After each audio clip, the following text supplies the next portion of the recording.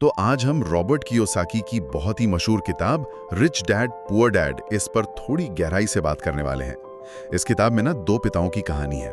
एक हैं poor dad जो खूब पढ़े लिखे थे, अच्छी सरकारी नौकरी में थे, पर पैसों को लेकर हमेशा परेशान से रहते थे। हाँ। और दूसरी तरफ थे रिच डैड। वो स्कूल भी पूरा नहीं गए, शायद 8वीं पास थे, पर शहर के सबसे अमीर लोगों में गिने जाते थे। हाँ, और कमाल की बात यह है कि दोनों ने पैसे के बारे में बिल्कुल अलग-अलग सबक दिए हैं। वही तो आज हम यही समझने की कोशिश करेंगे कि दौलत बनाने के पीछे की जो सोच है, जैसा इस किताब में बताया है, वो असल में है क्या।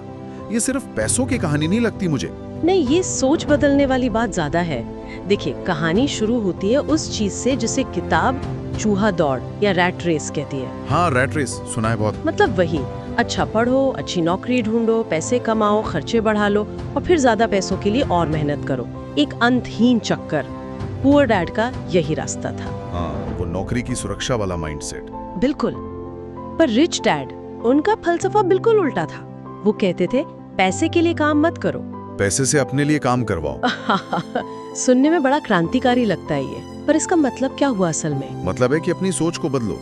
नौकरी की सिक्योरिटी के पीछे भागने के बजाय आर्थिक आजादी, फाइनेंशियल फ्रीडम को अपना लक्ष्य बनाओ। ओके। और यहीं पर सबसे अहम चीज आती है फाइनेंशियल लिटरेसी, मतलब पैसे की समझ। किताब कहती है कि अमीर और गरीब में शायद सबसे बड़ा फर्क यही है, पैसे की समझ। और इसमें सबसे जरूरी क्या बताया है? एसेट और लाइबिलिटी का फर्क, परिसंपत्ति और देनदारी। हाँ, ये मैंने पढ़ा है। एसेट वो जो आपकी जेब में पैसा डाले, और लाइबिलिटी वो जो जेब से पैसा निकाले। सीधा सा है। कहने में सीधा है, पर असलियत में लोग यही सबसे ज्यादा गड़बड़ करते हैं। अच्छा, कैसे? जैसे पुअर डैड अपना घर उसे अपनी सबसे बड़ी संपत्ति मानते थे। हाँ, ज्यादातर लोग यही मानते हैं। पर रिच डैड के हिसाब से अगर आपका घर हर महीने आपकी जेब से पैसा निकाल रहा है, जैसे लोन की किश्त, टैक्स, मरम्मत, तो वो लाइबिलिटी है, एसेट नहीं। अरे, ये तो बिल्कुल उल्टा नजरिया है। मतलब जब तक वो घर किराया ना दे रहा हो तब तक वो एक खर्चा ही है। हाँ, बिल्कुल। तो रिच डैड की सलाह थी कि एसेट्स जमा करो, ऐसी चीजें खरीदो जो पैसा कमा कर दें। जैसे क्या हो सकते हैं एसेट्स? जैसे किराए पर देने के लिए प्रॉपर्टी हो गई, स्टॉक्स हो गए, बॉन्ड्स हैं, या फिर आपका अपना कोई साइड बिजनेस, कुछ भी जो आपकी जेब में पैसा डाले। समझ गया। अमीर लोग मतलब अपना पैसा और समय एसेट्स बनाने में लगाते हैं। सही कहा।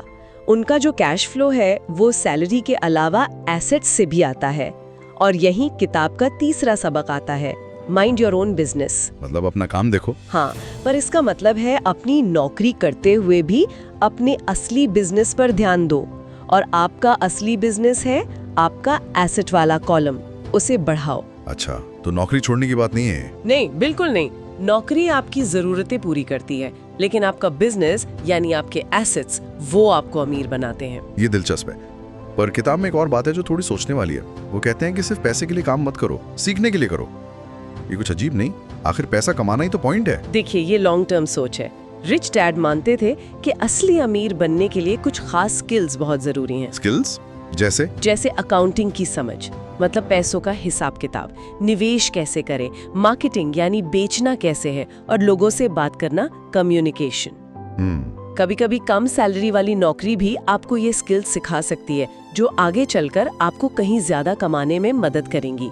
ये स्किल्स अपने आप में एसेट बन जाती हैं। ओके, समझ गया। तो फाइनेंशियल लिटरेसी, फिर एसेट बिल्डिंग, और फिर वो स्किल्स जो उसमें मदद करें। पर ये सब कहना आसान है, करना मुश्किल। रास्ते में मुश्किलें तो आती होंगी। हाँ, बिल्कुल। किताब 5 बड़ी रुकावटों की बात करती है।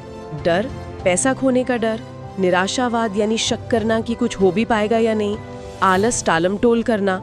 हाँ, आलस तो बहुत बड़ा दुश्मन है। और बुरी आदतें, खासकर खर्च करने की। और 5वां है अहंकार, ये सोचना कि मुझे सब पता है, मुझे सीखने की जरूरत नहीं। बाप रे, ये तो पूरी लिस्ट है। हाँ, और इन पर काबू पाना उतना ही जरूरी है जितना ये जानना कि एसेट क्या है। किताब का 5वां सबक भी इसी से जुड़ा है, मौके पहचानना और कैलकुलेटेड रिस्क लेना। उसके लिए इन मानसिक बाधाओं से पार पाना जरूरी है।